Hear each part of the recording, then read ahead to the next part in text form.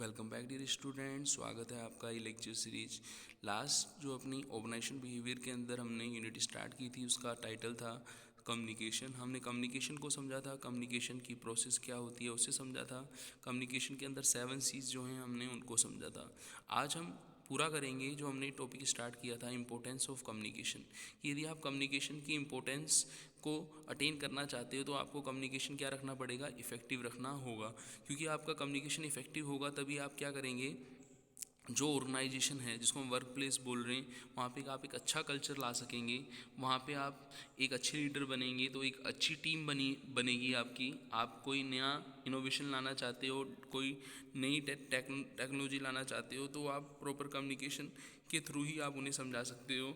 और इन सब के कारण क्या होगा, हमारी प्रोडक्टिविटी भी इंक्रीज़ होगी, हमारी वर्किंग भी क्या होगी, इंक्रीज़ होगी। इसके साथ साथ हम यदि कम्युनिकेशन टाइम पे करेंगे तो हम अच्छे डिसीजन भी ले सकेंगे।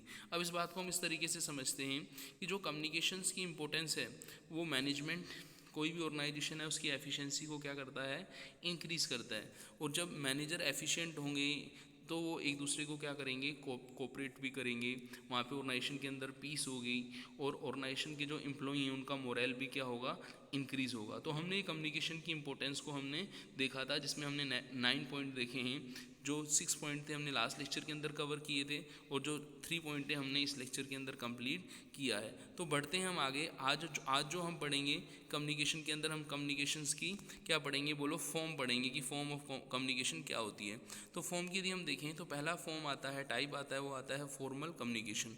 और दूसरा टाइप आता है इनफॉर्मल कम्युनिकेशन। जब फॉर्मल कम्युनिकेशन की हम बात करें, यहाँ पे आप ये देखें ऑर्गेनाइजेशन की एक हायरार्की दे रखी है। टॉप लेवल है जिसमें बोर्ड ऑफ डायरेक्टर है, मैनेजिंग डायरेक्टर है, फिर आपका मिडिल लेवल है जिसको हम फंक्शनल लेवल भी बोलते हैं, टॉप लेवल को हम कॉर्पोरेट या बिजनेस लेवल भी बोलते हैं। तो हम कॉर्पोरेट लेवल पे तो बोर्ड ऑफ डायरेक्टर और मैनेजिंग डायरेक्टर को समझते हैं। फिर आपका जो फंक्शनल लेवल है जिसको हम क्या बोलते हैं, बोलो डिफरेंट फंक्शनल एरिया, परचेज है, प्रोडक्शन है, सेल्स है, एडमिनिस्ट्रेशन है, अकाउंट है, पब्लिक रिलेशन पीआर जिसको बोलते हैं।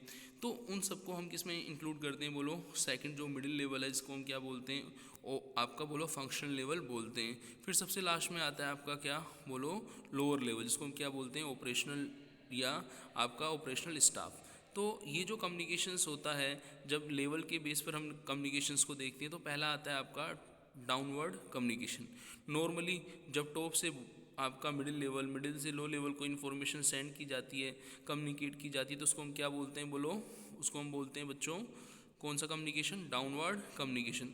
और जब यदि हम इन्फॉर्मेशन जो सेंड कर रहे हैं वो हम किससे कर रहे हैं, बोलो फॉर्मल में नहीं कर रहे, तो दूसरा जो टाइप आता है कम्युनिकेशन का वो क्या कहलाता है, इनफॉर्मल कम्युनिकेशन। और इनफॉर्मल में जो मेन टाइप है वो क्या है आपका, बोलो ग्रैपिवेन कम्युनिकेशन।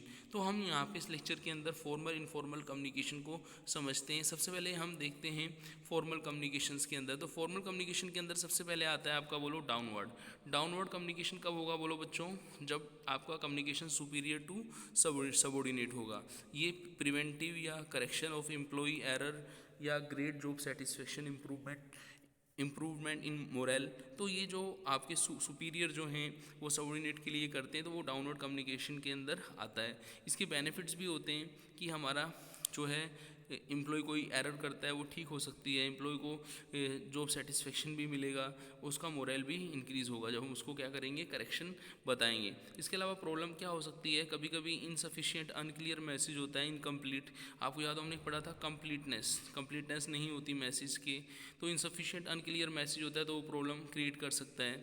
मैसेज ओवरलोड होना भी जो है वो क्या माना जाता है, डिस्टोरेटेड माना जाता है। उसमें क्या होता है कि हम इन्फॉर्मेशन एक बंदा यदि देने वाला है, जैसे हम देखें one information from one boss, ठीक है ना, और यदि बहुत सारे इन्फॉर्मेशन देने वाले हैं, मोर देन वन बॉस है, तो वो प्रॉब्लम भी हो सकती है। तो डाउनलोड कम्युनिकेशन के कुछ बेनिफिट भी हैं और कुछ नुकसान भी हैं। डाउनलोड कम्युनिकेशन बोलो किसका टाइप है बच्चों, ये टाइप है आपका, बोलो वेरी गुड, ये है आपका फॉर्मल कम्युनिकेशन। फिर आता है अपवर्ड कम्युनिकेशन। अपवर्ड कम्युनिकेशन क्या होगा, ये सबऑर्डिनेट से सुपीरियर के लिए होगा। सबऑर्डिनेट आप समझ गए, सबऑर्डिनेट का मतलब कोई मान लीजिए लो लेवल पर कोई पर्सन है, मिडिल लेवल पर कोई पर्सन है, उसको सुपीरियर को कोई फीडबैक देना है। हमने फीडबैक देखा था। तो इसका बेनिफिट क्या होता है, देखो prevention of new problem, solution of old ones, कि हम कोई सजेशन देना चाहते हैं, कोई प्रॉब्लम है उसके बारे में बताना चाहते हैं हम मैनेजमेंट को, तो हम किसके थ्रू, अपवर्ड कम्युनिकेशन के थ्रू बता सकते हैं। कभी कभी क्या होता है कि वो आप किसी को सजेशन तो दे रहे हैं, लेकिन जो इसकी डिमेरिट्स रहती हैं तो सुपीरियर कभी कभी उस चीज़ को गलत समझता है, तो सुपीरियर में discourage, disregarded, down play important और सबॉर्डिनेट मैसेज, वो सबॉर्डिनेट के मैसेज को इंपॉर्टेंस नहीं देता। जैसे हमने सुना होता है कि बॉस इज़ ऑलवेज राइट, तो आप कभी बॉस को कोई इन्फॉर्मेशन दे रहे हो, सजेशन देते हो, तो सारे बॉस जो हैं उन चीज़ों को एक्सेप्ट नहीं करते, कुछ एक्सेप्ट कर भी लेते हैं, उस पर एक्शन नहीं लेते, तो वो चीज़ अपवर्ड कम्युनिकेशन के अंदर प्रॉब्लम में देखी गई है। फिर आता है आपका डायगोनल। जैसे हम देखें कि यहाँ पे लेवल थे, हम top to middle, middle to low level कहते हैं, डायगोनल कम्युनिकेशन भी हो सकता है आपका, तो वो आपका कौन सा है बोलो, आपका फॉर्मल कम्युनिकेशन का ही टाइप है। ये किसके बीच में होता है, हम देखें जो हॉरिजॉन्टल लेटरल डायगोनल कम्युनिकेशन होता है वो किसके बीच में होता है बोलो, between co-worker with different area of responsibility के अंदर होता है, जो हमें हेल्प करता है किसके अंदर बोलो, कोऑपरेशन को एम्प्लॉय के बीच में इंक्रीज़ करने के लिए, उनकी ड्यूटीज़ वगैरह को उनको बताने के लिए, और ये ऑर्गेनाइजेशन के मिशन विज़न को समझने में भी क्या करता है, हेल्प करता है। कभी कभी हम कुछ प्रॉब्लम भी देखते हैं जब आपका हॉरिजॉन्टल कम्युनिकेशन के अंदर होता है, तो हम देखेंगे तो प्रॉब्लम किस तरीके की हो सकती है। हो सकता है जो राइवलरी हैं, कॉम्पिटिटर्स हैं, जो हम देखें तो प्रॉब्लम में अकर, राइवलरी में occur between employees from different areas specialize make understanding difficult information। Physical barrier, हम बैरियर पढ़ेंगे वहाँ पे हम देखेंगे discourage contacts, lack of motivation, तो इन सब चीज़ों को हम बैरियर के अंदर वहाँ पे हम ये देखेंगे कि ये प्रॉब्लम जो रहती हैं, बैरियर रहती हैं, वो आपके इस केस के अंदर हॉरिजॉन्टल कम्युनिकेशन के केस में होने की संभावना क्या रहती है, ज़्यादा रहती है। फिर आता है आपका इनफॉर्मल कम्युनिकेशन। इनफॉर्मल कम्युनिकेशन क्या रहता है आपका, ऑर्गेनाइज नहीं होता। कभी कभी आपने देखा हो कि कुछ लोग ऐसे रहते हैं जो टॉप लेवल को, मिडिल लेवल को, लो लेवल के अंदर कि हर बंदा मैनेजमेंट का बंदा होता है या ऑर्गेनाइजेशन के इंटरेस्ट के लिए वो ऑर्गेनाइजेशन की इन्फॉर्मेशन फॉर्मल वे में ना देके इनफॉर्मल वे में इन्फॉर्मेशन को कम्युनिकेट करता है। कुछ बच्चे इसको इस तरीके से समझेंगे कि अपने ही ग्रुप में से कोई पर्सन सामने वाले को जाके इन्फॉर्मेशन दे दे, पर उससे उस पर्सन का भी बेनिफिट हो और जो ऑर्गेनाइजेशन है उसका भी बेनिफिट हो, तो वो एक तरीके का कौन सा कम्युनिकेशन कहलाता है, ग्रेपेवाइन कम्युनिकेशन। तो इसके अंदर 4 टाइप आते हैं ग्रेपेवाइन चेन्स के। पहला आता है सिंगल, फिर आता है गोसिप, फिर आता है प्रोबेबिलिटी और फिर आता है क्लस्टर। जैसे आप देखें तो सिंगल चेन के अंदर ABCDE है, ठीक है ना। क्लस्टर के अंदर देखें कि यहाँ पे एक पर्सन है लेकिन वो इन्फॉर्मेशन मोर देन 2 पर्सन को इन्फॉर्मेशन कम्युनिकेट करता है। प्रोबेबिलिटी में किसी को कम्युनिकेट करता है, किसी को कम्युनिकेट नहीं करता है, और गोसिप के अंदर वो सेंट्रल है, वो सबको कम्युनिकेट करता है इन्फॉर्मेशन। तो इनको हम किसके अंदर रखते हैं बोलो, इनफॉर्मल कम्युनिकेशन के अंदर रखते हैं। जैसे सबसे पहले हम देखते हैं single stand chain. In this type of chain A tells something to B, who tell this to C, and इसी तरीके से हम देखें कि एक पर्सन ने A ने B को बात बताई, सिंगल चैन के अंदर आप इमेज देखें सिंगल, तो A ने B को बताई, B ने C को बताई, C ने D को बताई, D ने E को बताई। फिर हम आते हैं सेकंड, क्या आता है आपका बोलो, गोसिप, या आप गोसिप के अंदर देखें तो in this a person seek out and tell everyone information he has obtain. The chain is often use when information message regarded not on the job nature. देखो जब नोट ऑन द जॉब के अंदर case के हम देखें तो वो person वो इन्फॉर्मेशन अपने सिमिलर जॉब के साथ साथ नॉट सिमिलर जॉब के या नॉट सिमिलर जॉब पोस्ट वाले लोगों को भी बताते हैं। तो गोसिप के अंदर देखें कि स्टार की तरह वो पर्सन सबको कम्युनिकेट कर रहा है, पर्सन इन्फॉर्मेशन आपका बी को कर रहा है, ए जो है सी को, D E F G H I. तो यहाँ पे हम on the job of the job का डिफरेंस नहीं करते, हम सबको इन्फॉर्मेशन देते हैं। फिर आता है प्रोबेबिलिटी चैन।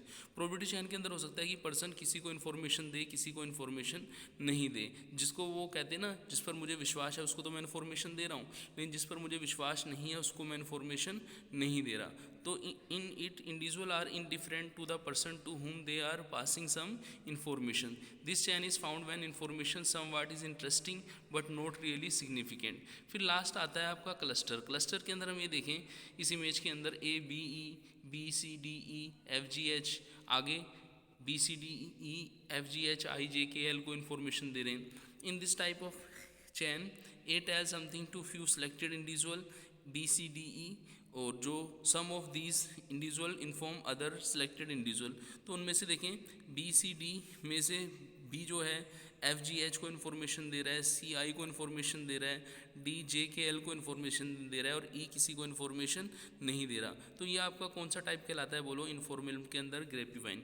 पेपर के अंदर आपको दोनों में से कोई सा भी टाइप पूछ सकता है, आप टेबुलर फॉर्म में, आप इमेज के फॉर्म में, आप डिफरेंस करके फॉर्मल इन्फॉर्मेंट को समझा सकते हैं। तो नेक्स्ट लेक्चर के अंदर हम नेक्स्ट टॉपिक को पढ़ते हैं, मिलते हैं नेक्स्ट लेक्चर में। थैंक्स।